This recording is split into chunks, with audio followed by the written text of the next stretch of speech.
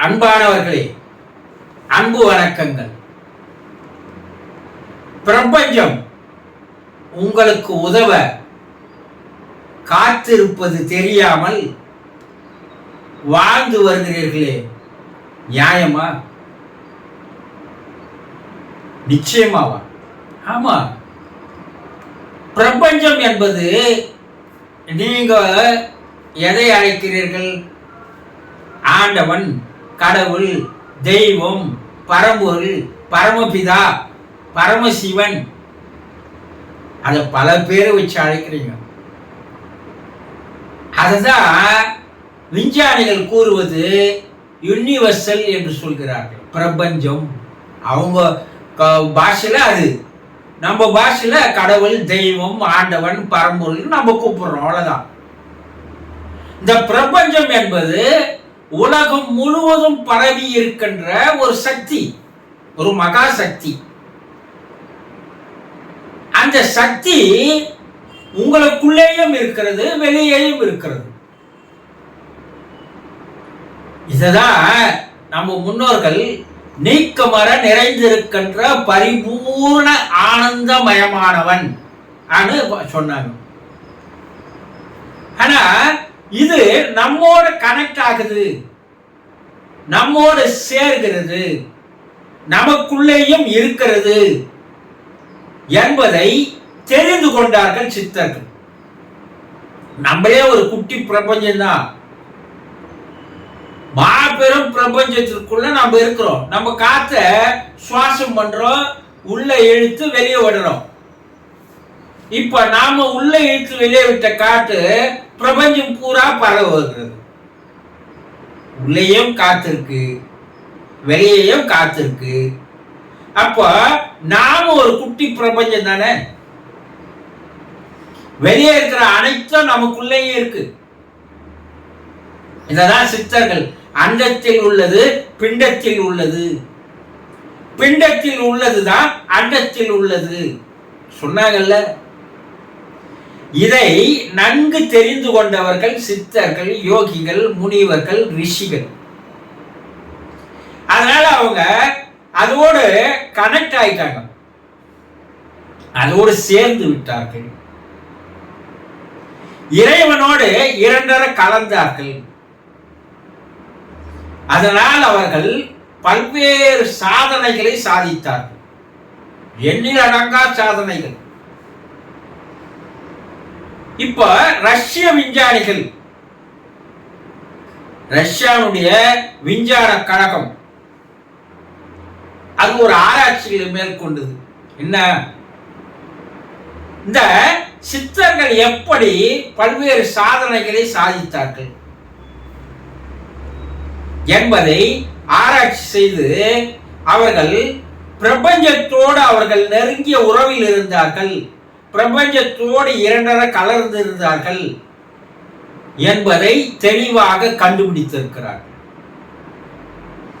அதுதான் அவங்க கூடு விட்டு கூடு பாய்தல். இந்த பிரபஞ்சம் நீங்க அதோடு நீங்க கனெக்ட் ஆயிட்டீங்கன்னா இந்த பிரபஞ்சம் உங்களை பல்வேறு சாதனைகளை சாதிக்க வைக்கிறது. இரவி எல்லாம் தரா, தெய்வம் தராது இல்லை. தெய்வம் உங்களுக்கு தர காத்து இருக்கு, ஆனா நீ அதோட கனெக்ட் ஆவது இல்லை. இந்த ரஷ்ய விஞ்ஞானிகளுடைய தலைமை விஞ்ஞானி என்ன சொல்றாருன்னா, சித்தர்கள் செய்த அஷ்டமா சித்திகள் அனைத்தும் அவர்கள் பிரபஞ்சம் தனக்குள் இருப்பதை உணர்ந்து கொண்டார்கள், அந்த பிரபஞ்சத்தை எப்படி கையாள்வது என்பதை தெரிந்து கொண்டார்கள். அதனால் அவர்களால் இந்த அஷ்டமா சித்திகளை எல்லாம் செய்ய முடிந்தது. நாங்க இதுவரைக்கும் யோகிகள் சித்தர்கள் பயன்படுத்திய செய்த விஷயங்களில் 25% மட்டும்தான் இப்ப ஆராய்ச்சி பண்ணி இருக்கிறோம். இன்னும் 75% நாங்க பண்ண வேண்டியது இருக்கு என்பதை, அந்த தெரிந்து கொண்டதை அவர்கள் பயன்படுத்துகிறார்கள்.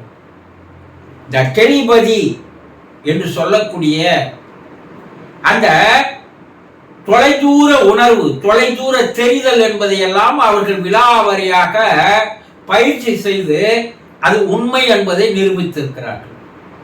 பாருங்க, விஞ்ஞானிகள் நாம் சித்தர்கள் செய்த சித்துக்களை எல்லாம் அவங்க ஆராய்ச்சி பண்றாங்க.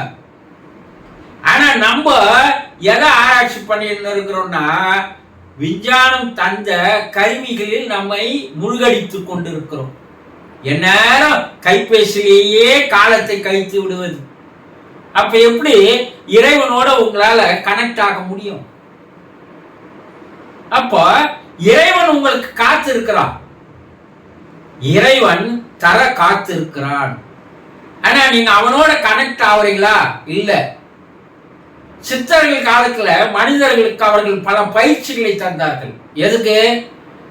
நீ இறைவனோட எப்படி சேரணும், இறை உனக்குள்ள எப்படி வரணும், உனக்குள்ள இருக்கிற இறைவனை நீ எப்படி புரிஞ்சுக்கணும் என்பதையெல்லாம் ஒரு அவேர்னஸாக, ஒரு விழிப்புணர்வாக மக்களிடையே அவர்கள் பயிற்சிகளாக தந்தார்கள். அதற்கு பெயர் தான் யோகங்கள்னு பெயர். ஆனா பின்னாடி தன்னுடைய சுயநலத்திற்காக என்ன பண்ணா, நீ இறைவனை வணங்குவதோடு நின்று விடு, இறைவனை நீ தெரிந்து கொள்வதில் ஆர்வம் காட்டாத, நீ இறைவனை தெரிந்து உணர்ந்து கொண்டால் எங்களுடைய பொழைப்பு போயிடும், அதனால இறைவனை வணங்குவதோடு நின்னுன்னு நம்மளை திசை திருப்பிட்டான்.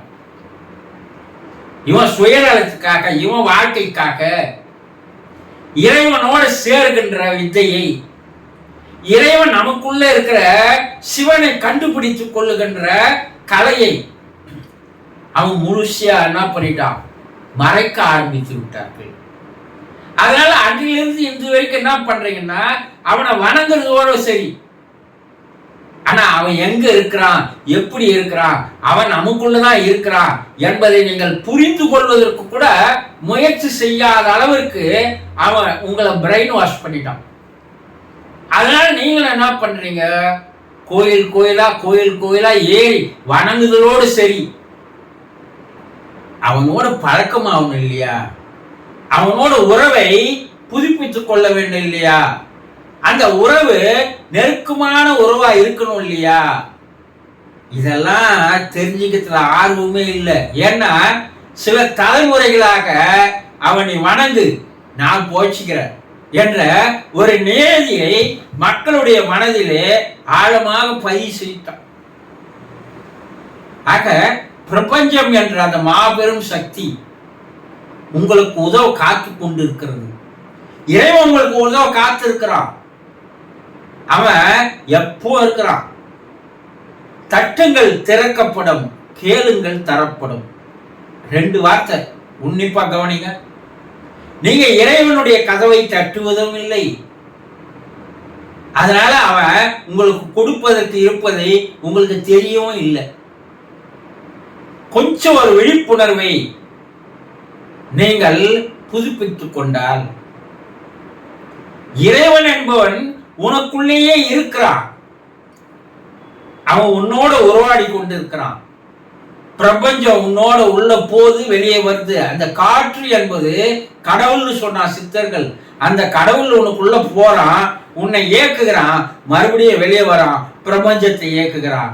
2 வேலையும் அவன் தொடர்ந்து செய்து கொண்டிருக்கிறான். ஆனா உனக்குள்ள போன கடவுளையே நீ புரிஞ்சுக்கல, உனக்குள்ள வெளியே வர கடவுளையும் புரிஞ்சுக்கல, உன்னை இயக்கி வருதுன்ற கடவுளையே நீ புரிஞ்சுக்கல.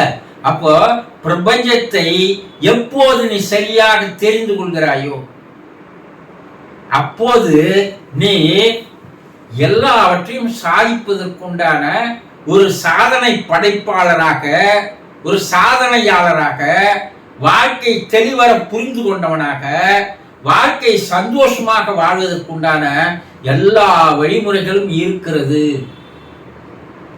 அதை தெரிஞ்சுக்க கொஞ்ச நாள் முயற்சி பண்ணுங்க. அதை எப்படி தெரிந்து கொள்வது என்பதை யோகம் என்றத்தின் மூலமாக தான். யோகம்னா என்ன? இணைதல், சேருதல், ஒன்றாகுதல், கலத்தல், கரைந்து போகுதல். இணைதல், இறைவனோடு இணைது,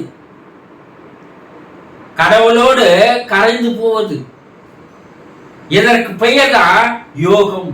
இந்த யோகத்தை அப்படியே மறைச்சிட்டான், வணங்குதல வழிபாட்டு முறையை தூக்கின்னு வந்துட்டான். இது தெரியாமல் இது மேலேயே நாம் வாழ்ந்து கொண்டிருக்கிறோமே தவிர நாம் யோகத்தை கற்றுக்கொள்வதற்கு தயாராக இல்லை. ஏன்னா உனக்குள்ளேயே இறைவன் இருக்கிறான்னு தெரிஞ்சுக்கணும்னா நீ வந்து வணங்க போவதில்லை, உன்னையே நீ வணங்க தயாராயிடுவ. அப்போ அவர்களுடைய பொழைப்பு போயிடும். யாருக்கு விழிப்புணர்வு இருக்கிறதோ, யார் அறியாமையிலிருந்து அஞ்ஞானத்திலிருந்து வெளிவருகிறார்களோ, இறைவா நீ எனக்குள்ள இருக்கிற, ஆனா நீ இருப்பதை தெரியாமல், ஒரு அறியாமல், ஒரு அஞ்ஞானத்தில் இருட்டுல நான் வாழ்ந்துக்கிறேன். எனக்கு உள்ளே விழிப்புணர்வு என்ற தீபத்தை ஏற்று அந்த வெளிச்சத்திலே நான் உன்னை தரிசனம் செய்கிறேன் என்ற எண்ணம் எப்போது உனக்கு வருகிறதோ அப்போது பிரபஞ்சம் தருவதை, இறைவன் தருவதை மனமோந்து நீங்க வாங்க தயாராகி விடுவீர்கள் என்பதை புரிந்து கொள்ளுங்கள். சந்தோஷம்.